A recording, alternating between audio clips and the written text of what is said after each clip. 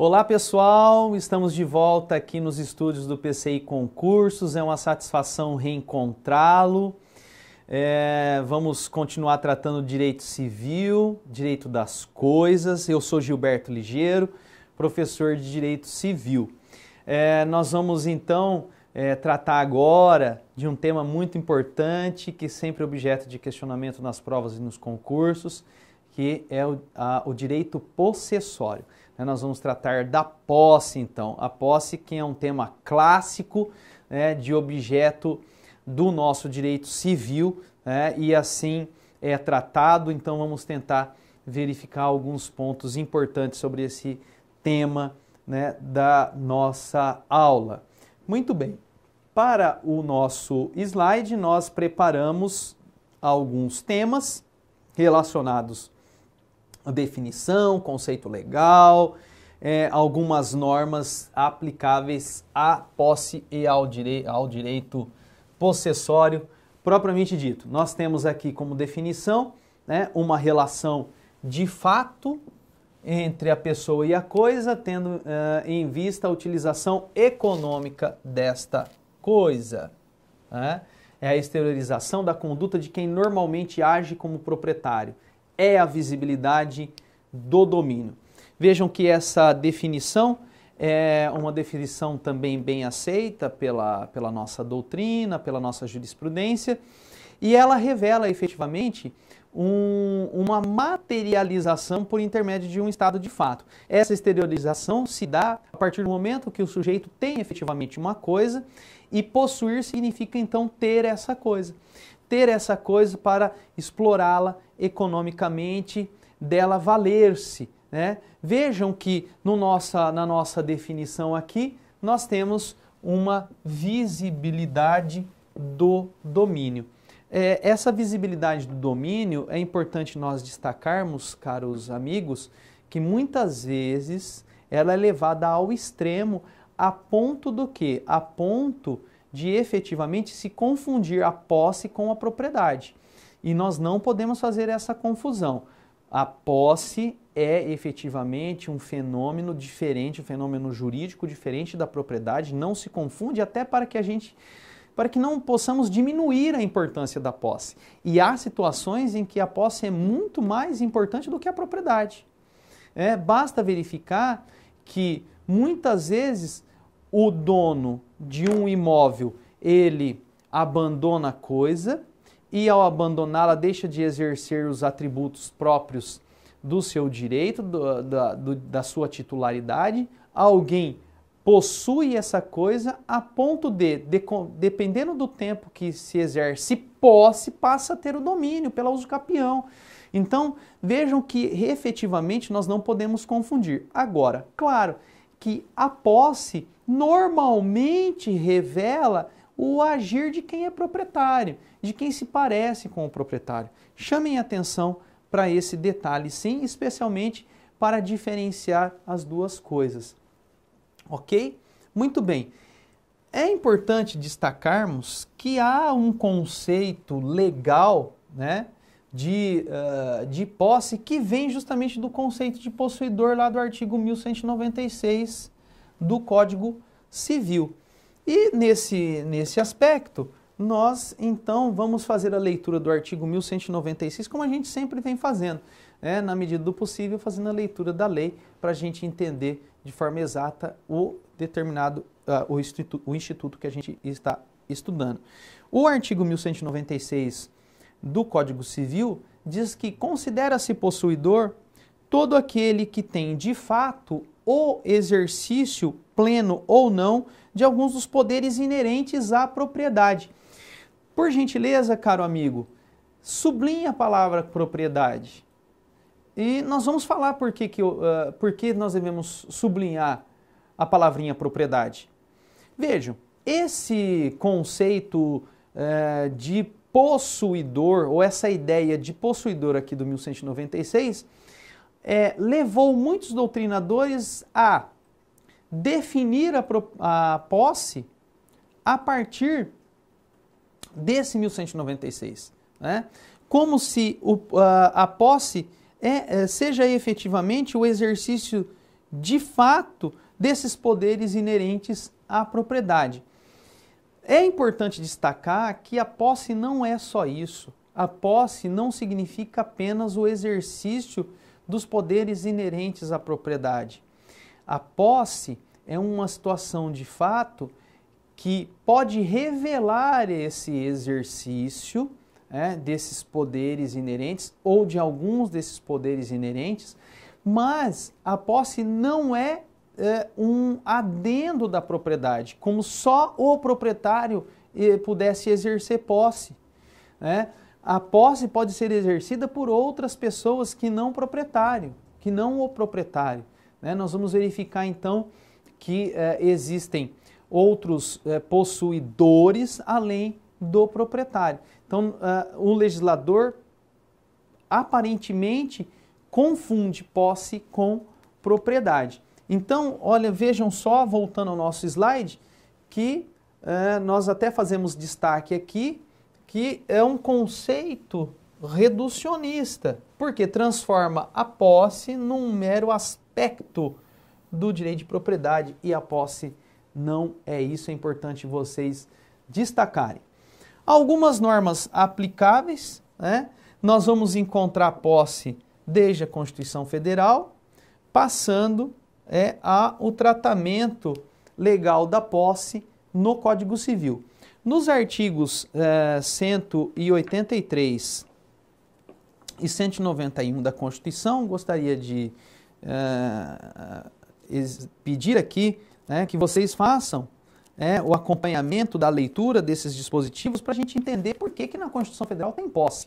Afinal de contas, não há um capítulo próprio na Constituição Federal, um livro próprio na Constituição Federal tratando de direito possessório. E nem é objeto da Constituição isso daí. Porém, há alguns dispositivos que revelam uma preocupação do Constituinte com a posse. Vejam, então, por exemplo, lá no artigo 183, quando o Constituinte, melhor dizendo, trata da política urbana. No artigo 183, o Constituinte diz assim: aquele que possuir como sua área urbana de até 250 metros quadrados por 5 anos ininterruptamente e sem oposição, utilizando-a para sua moradia ou de sua família, adquirir-lhe-á o domínio, desde que não seja proprietário de outro imóvel urbano ou rural. Vejam então que nesse dispositivo nós precisamos destacar, e eu peço, caro amigo concursando, que você destaque aí, aquele que possuir. O verbo possuir está intimamente relacionado à posse, obviamente, e essa posse aqui que o Constituinte traz no artigo 183 é uma posse com função social, tão importante nos dias de hoje. Por quê? Porque o próprio Constituinte diz que essa posse é de quem mora junto com a família no imóvel. E, portanto, aquele que exerce posse com essa qualidade, com essa qualificação, terá a uso capião, a chamada uso capião especial urbana. Então vejam que já a partir da Constituição Federal nós temos posse, e uma posse qualificada, uma preocupação com uma posse qualificada, com função social. No mesmo sentido, caros amigos, nós precisamos analisar aqui, aproveitando esse momento, para tratar do artigo 191. O artigo 191 da Constituição diz assim: aquele que, não sendo proprietário de imóvel rural ou urbano, possua, destaquem a palavrinha, possua, como seu, por 5 anos ininterruptos, sem oposição, área de terra, em zona rural, não superior a 50 hectares, tornando-a produtiva por seu trabalho ou de sua família, tendo nela sua moradia, adquirir-lhe-á a propriedade. Mais uma vez, caros amigos, nós chamamos atenção para o vocábulo possua e para as palavrinhas produtiva, tornando-a produtiva por seu trabalho ou de sua família, tendo nela sua moradia. No caso aqui do artigo 191, nós temos a uso capião especial rural. A posse aqui também é qualificada. A posse aqui é qualificada pela função social da moradia e pelo trabalho, pró-labore e pró-moradia, né? Não é uma simples posse, é uma posse qualificada. Então há uma preocupação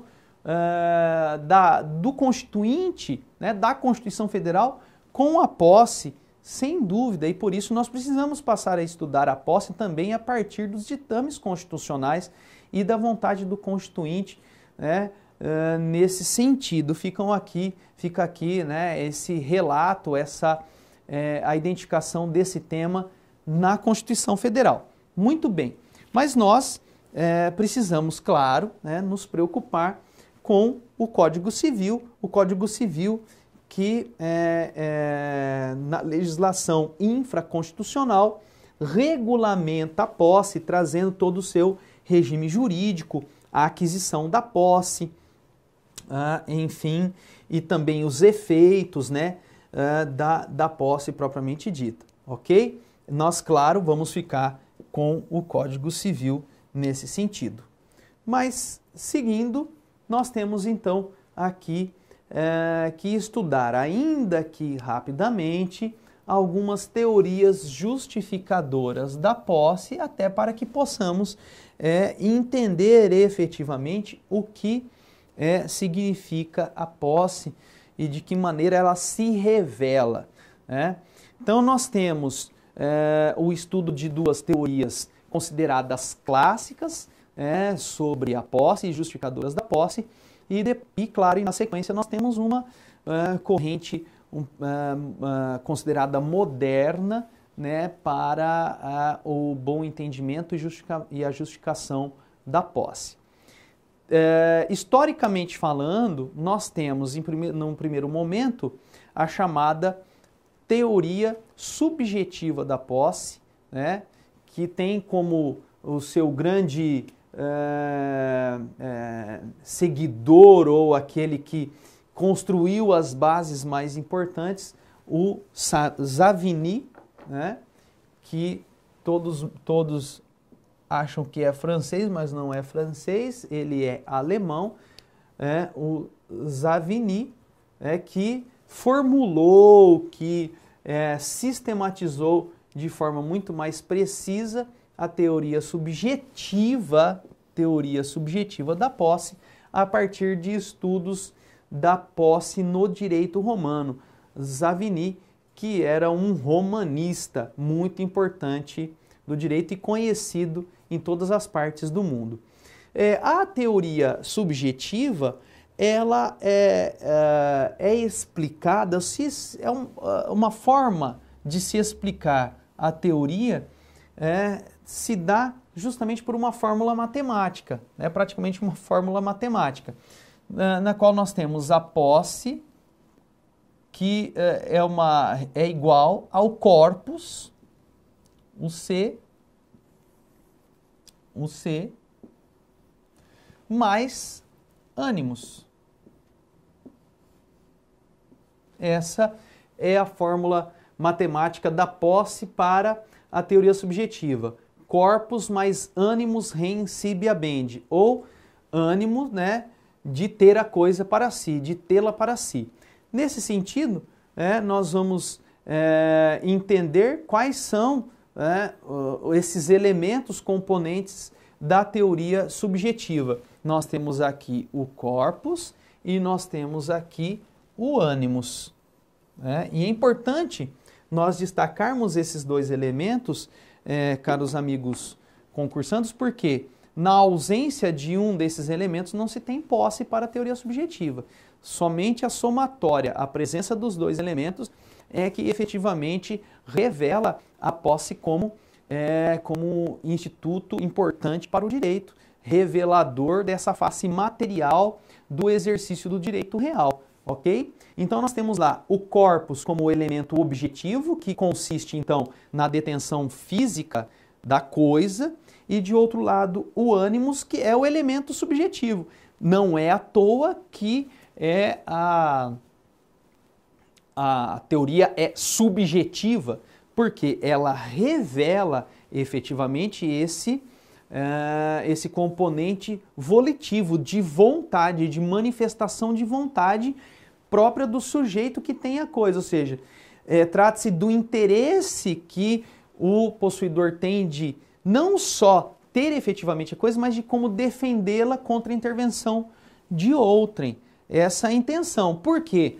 Se o possuidor perder a coisa, ele perde a posse, né, na hipótese da teoria subjetiva. Então, nesse sentido, nós trazemos aqui, caros amigos concursandos, uma lição de um antigo doutrinador, o professor Washington de Barros Monteiro, mas que conseguiu sintetizar de forma muito precisa, né, a ideia do Savigny e da teoria subjetiva. Para o professor Washington de Barros Monteiro, então, sintetizando a ideia, ele diz que a posse para a teoria subjetiva é o poder que tem a pessoa de dispor fisicamente de uma coisa com a intenção de tê-la para si e defendê-la contra a intervenção de outrem. E então, são dois, portanto, no entender dele, né, desse autor, os elementos constitutivos da posse, obviamente para a teoria subjetiva. O poder físico sobre a coisa, o fato material de ter esta e a sua disposição, a detenção da coisa, o corpus, né, e a intenção de tê-la como sua, a intenção de exercer sobre ela o direito de propriedade, que é o ânimos. O primeiro designa o fato exterior, em oposição ao segundo, que é um fato interior. Vejam então que na fala do doutrinador ficam muito bem delineados os dois elementos, né, capazes de explicar a posse como um importante fenômeno fático com efeitos jurídicos tão importantes também e destacáveis também. A teoria subjetiva, ela é bastante criticada, né? Ela foi criticada por aqueles defensores da outra corrente, principalmente da corrente objetiva. Por quê? Principalmente porque a teoria subjetiva não explica de forma precisa um fenômeno chamado detenção. Por quê?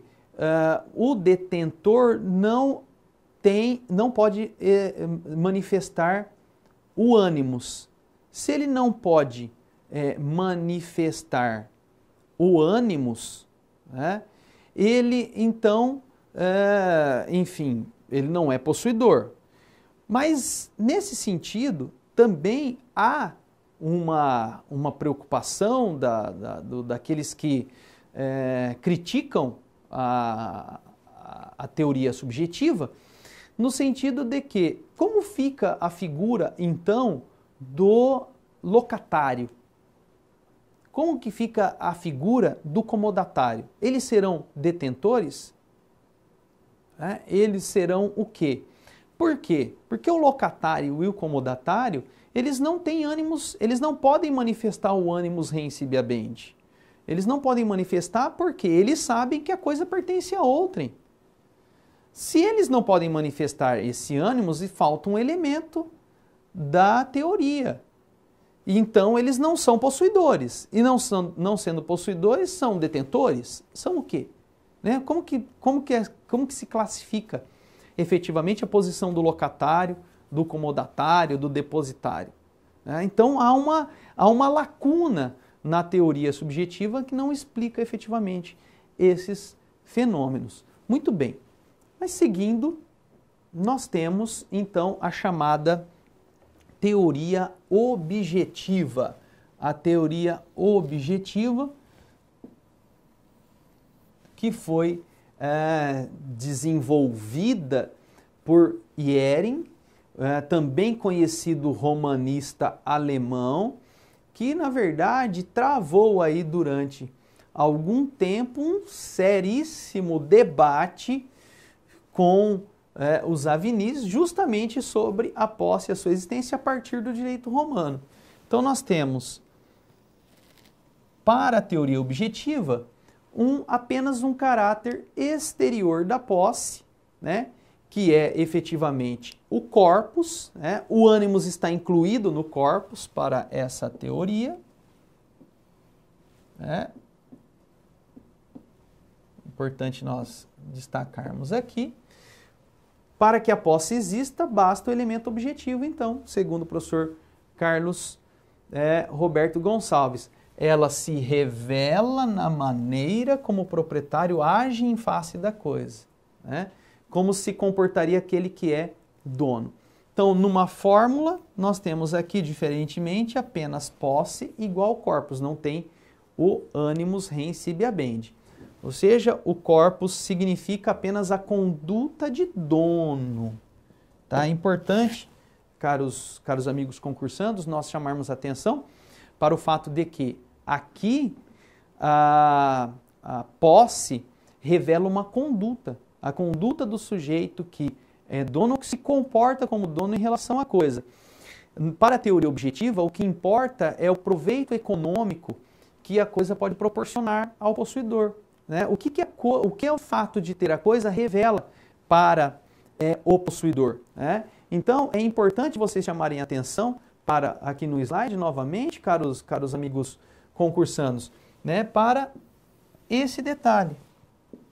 Para a função econômica, o proprietário age, né, nesse sentido. O proprietário, o possuidor, age em relação à sua coisa. Há um exemplo, né, do saudoso professor Silvio Rodrigues para explicar bem o corpus. Ele dizia do exemplo de um agricultor que todos os dias vai até a sua área de terras onde ele tem uma grande plantação de trigo, vai lá, cultiva, tira o mato, aduba, passa veneno, no final da noite ele retorna para a sua casa, né, para o descanso, para o merecido descanso, e no outro dia ele volta para a propriedade para cuidar da sua produção, e nem por isso, por ele ter deixado a sua produção, ter voltado para casa descansar, ele perdeu a posse da coisa, porque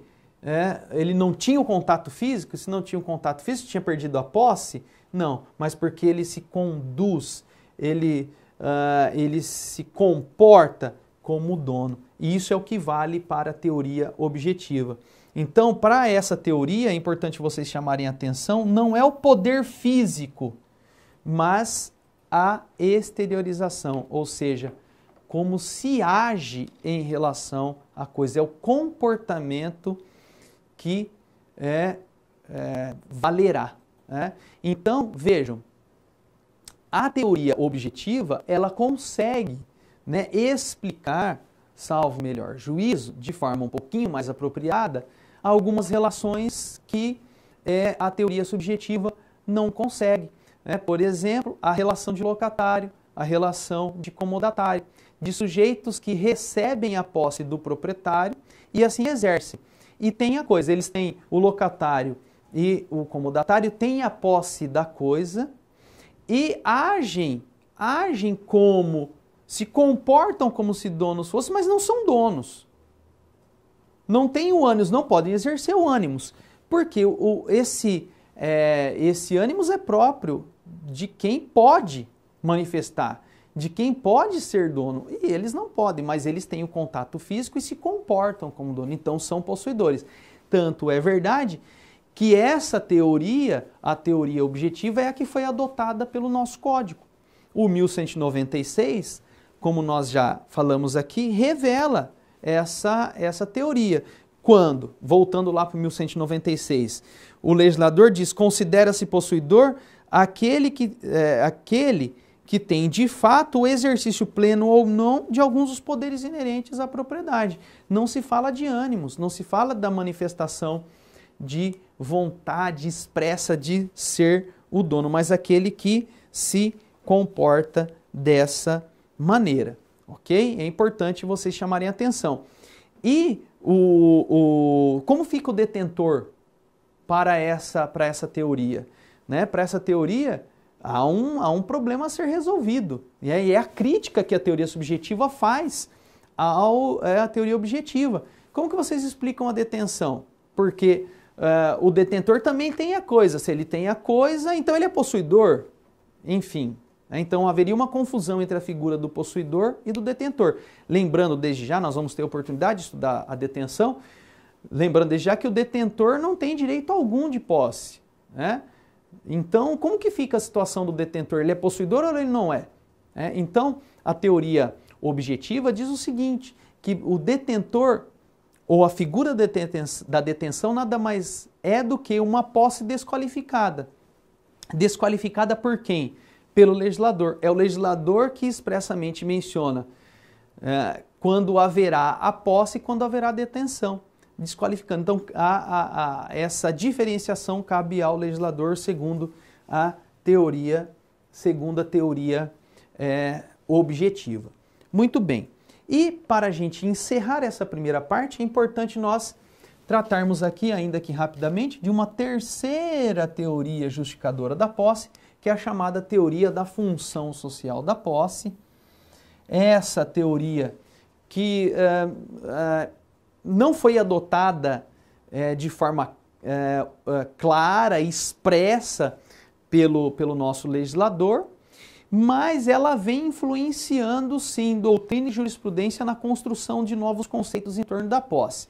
Nós citamos aqui no nosso slide um grande expoente da teoria da função social da posse, um espanhol chamado Hernández Gil, que escreve sobre a função social da posse e traz na sua obra La Función Social de la Posesión, ou seja, a função social da posse, com a seguinte ideia. Ele diz o seguinte, que a posse é o direito, ele trata a posse como um direito que mais se aproxima da realidade social. Por quê? Por servir o uso e o trabalho sobre a coisa a necessidades humanas básicas.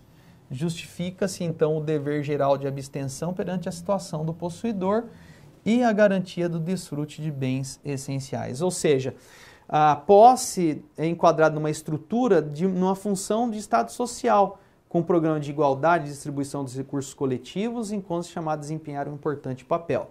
Então, na posse se encontra, de acordo com a teoria da função social, um direito capaz de proporcionar igualdade, a distribuição de bens, que são, ou a regularização de bens que são possuídos, bens imóveis que são possuídos e a regularização fundiária desses bens. Só vai ser possível se pensar na regularização fundiária de bens possuídos se nós tivermos em mente a função social da posse, construída nessas bases, conforme aqui o próprio Hernández Gil coloca, ou seja, a que mais se aproxima da realidade social, aquela que está muito mais rente. No modo muito objetivo, vamos assim dizer, de entender a função social da posse, nós podemos pensar que, nesse caso, a posse com função social é aquela que é entendida a partir de outros interesses que não os individuais, do exercício do ter a coisa sobre a coisa individualmente falando, mas exercer a posse com responsabilidade para atender não só interesses individuais, mas interesses da coletividade. E é importante nós destacarmos, caros amigos, que aqui no Brasil a concepção de funcionalista, função social da posse, foi ainda que parcialmente mais citadas pela Constituição nos artigos 183 e 191. O Código Civil, ele não trata da função social da posse. Há até uma interpretação, conforme a doutrina vem mencionando, uma interpretação extensiva da função social da propriedade para a posse, se nós entendermos que, queira ou não, a posse revela, exterioriza de alguma forma a propriedade. Então, se há uma função social da propriedade, também há uma função social da posse, ok? Muito bem, meus amigos, Com isso nós terminamos essa primeira parte do estudo teórico, vamos assim dizer, da posse. E em breve voltaremos com outros aspectos práticos. Um forte abraço, bons estudos e até mais.